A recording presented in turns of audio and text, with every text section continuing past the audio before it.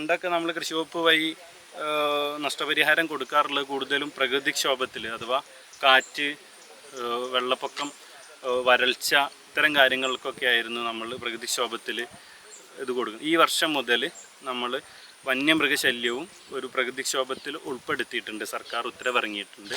അപ്പം പന്നി പോലെയുള്ള വന്യമൃഗങ്ങൾ കൃഷി നശിപ്പിക്കുകയാണെങ്കിലും നമ്മളുടെ കൃഷി വകുപ്പിൻ്റെ എയിംസ് പോർട്ടലുണ്ട്, അഗ്രികൾച്ചറൽ ഇൻഫർമേഷൻ മാനേജ്മെൻറ്റ് സിസ്റ്റം. ഈ പോർട്ടൽ വഴി കർഷകർക്ക് അപേക്ഷിക്കാം. അങ്ങനെ ഒരു അക്രമം ഉണ്ടായ കൃഷിഭവനിൽ വിളിച്ച് അറിയിക്കണം.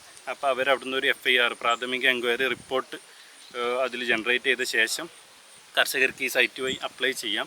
അപ്ലൈ ചെയ്ത കർഷകരുടെ കൃഷിയിടത്തിൽ ബന്ധപ്പെട്ട കൃഷി അസിസ്റ്റൻറ്റോ കൃഷി ഓഫീസറോ വന്ന് ഫീൽഡ് വെരിഫൈ ചെയ്ത ശേഷം അതിനുള്ള നഷ്ടപരിഹാരത്തിന് ശുപാർശ ചെയ്യും.